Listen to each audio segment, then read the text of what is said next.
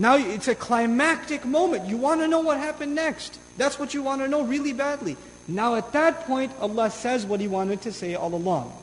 Allah says, إِنَّ الْإِنسَانَ لِرَبِّهِ لَكَنُودٌ. No doubt the human being is truly disloyal to his master. Allah says the human being is not loyal to his master at all, for sure. SubhanAllah. We find a Shawkani commenting, Qanud also means cutting apart, to disassociate, to separate. Meaning the human being separates himself from the mastery and the slavery to Allah. He disassociates himself. This is a special type of ingrate, Qanud. First of all, this is sighatul mubalagha, so it's extremely ungrateful. It's not just ungrateful, it's extremely ungrateful. How do we know that? Because of the wow. In Qanud, this is sighatul mubalagha. Okay? One who remembers and makes only mention of the problems and complaints and never makes mention of favors. That's the kind of person that's called Qanud. So Allah Azza wa Jalla says, إِنَّ الْإِنسَانَ لِرَبِّهِ لَكَنُودٌ. Especially when it comes to his master, he is extremely ungrateful.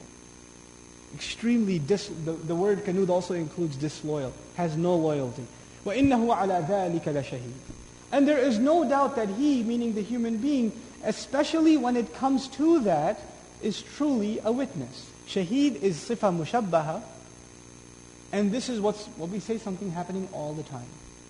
So the human being is a witness to his disloyalty when? All the time. It's not just one occasion. It's not just one scene that was just described. For this scene, he was shahid. But now that he's come to this realization, he himself is a witness against himself all the time. All the time. The biggest testimony against you is your own self. Allah captures this in another place in the Quran. He says, بَلِ الْإِنسَانُ عَلَى نَفْسِهِ بَصِيرًا وَلَوْ أَلْقَى مَعَاذِيرًا. No, the human being is in full view against his own self, even if he makes excuses. Then Allah goes further. Incredible ayah. وَإِنَّهُ لِحُبِّ الْخَيْرِ لَشَدِيدٌ. First of all, li in Arabic is used for li ajl. It's harf ajl. It's the purpose. It's a word that gives purpose. Allah did not say for wealth. His love is intense. The word for is not used with wealth. The word for is used with love. Innahu li hub. Not lil khayr, but li hub. Li hubbil khayr. For the love of wealth, he is severe. He's intense. What does that mean? The word hub, if you look at the linguistic meaning in the Arabic language, we find as follows.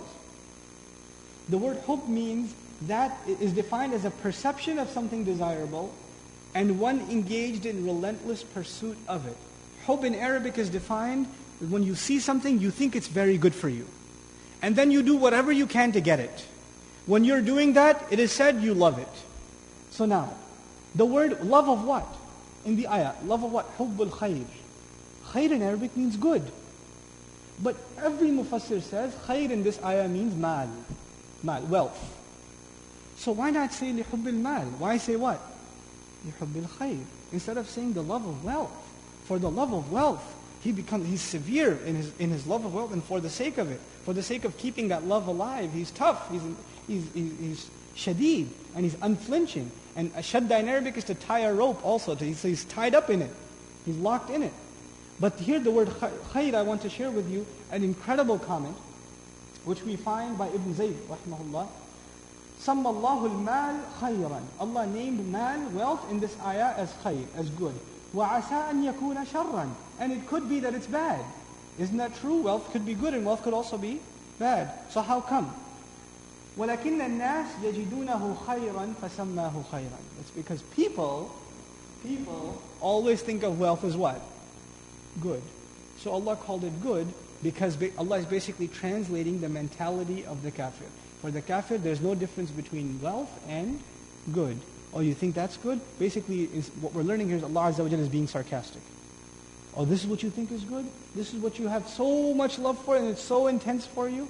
For the sake of preserving that love, you are so bent upon it and so intense? SubhanAllah. إِنَّهُ لِحُبِّ الْخَيْرِ لَشَدِيدٌ. SubhanAllah. أَفَلَا يَعْلَمُ? Allah poses a question. Does he not already know? Does he then not know? إِذَا بُعْثِرَ مَا فِي الْقُبُورِ.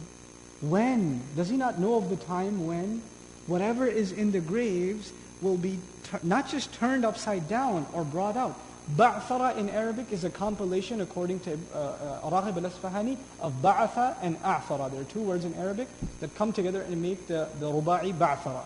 What the verb means is, you know how you have a box full of stuff and you stick your hand in it to find something? And you're throwing everything around until you find that one thing you were looking for? To basically turn things upside down to pull something out. Allah uses that verb for what's going to happen in the graves. أَفَلَا يَعْلَمُ إِذَا بُعْثِرَ مَا فِي الْقُبُورِ Like you're going to be yanked out of your graves like junk out of a box. SubhanAllah. Doesn't he know of the time when whatever's in the graves will be yanked out like this and pulled out from deep within? He said, well, doesn't he know when everything in the graves will come out? And then he says, subhanallah, how he completes the subject from Surah Al-Zilzal. وَحُصِّلَ مَا فِي الصُّدُورِ حُصِّلَ أو جُمِعَ مُحَصَّلًا في الصُّحُفِ أو مُيِّزَ مَا فِي الصُّدُورِ مِنْ خَيْرٍ أو شَرٍ. The word تحصيل in Arabic, حُصِّلَ, rough translation, whatever is in the chest will be brought out. That's how it's commonly translated. But tahsil in Arabic means to peel and extract something. From like you know how banana, you peel it and you take the banana out. Now imagine like you have mango or other fruits. You peel them, you get the inside, the meat of it, the mush that you really want, and you put it together and you pile it up together. Allah uses that word for what's in the chest. Everything will be scraped out of the chest. Like the chest will be peeled off and everything on the inside will be scraped out. If you remember something about the last surah, we studied فَمَنْ يَعْمَلْ مِثْقَالَ ذَرَّةٍ شَرًّا يَرَهُ وَمَنْ يَعْمَلْ مِثْقَالَ ذَرَّةٍ خَيْرًا يَرَهُ. The previous surah mentioned the smallest deed, amal. مَنْ يَعْمَلْ amal. But actions are not in the chest. What's in the chest? This ayah is about the chest, right? The last ayah mentioned the smallest deed. And this ayah is going even further. Not even a deed, what you are hiding inside. And what are we hiding inside? The surah already mentions hubbul khair. The human being is hiding what inside? First of all, he's hiding a testimony of his disloyalty to Allah. That's what is in the chest already now. The other thing he's hiding is the love of wealth. The love of wealth. And this will be scraped out of him. So the previous ayah mentioned amal, and this surah mentions what's in the chest, the intent, the motives, the testimony on the inside, subhanAllah, completing the picture.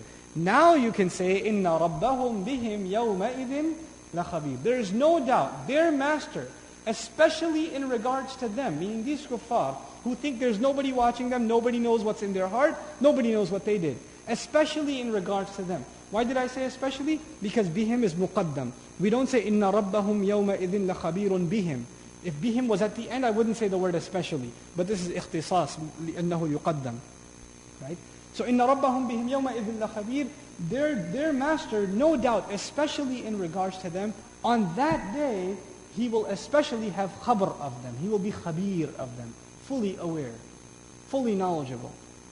The word khabir, rhetorically in the Arabic language, is more powerful than alim. To be fully aware of the reality of something in every one of its details, inside and out. Why is that word more appropriate in this case? It's more appropriate because now we've come to the point where not only does Allah know what's on the outside, but also what's on the inside. We conclude this surah with a discourse on how the beginning of its rhetoric is tied to its end. The surah begins with the carefree who pillages and robs and is not worried about the consequence.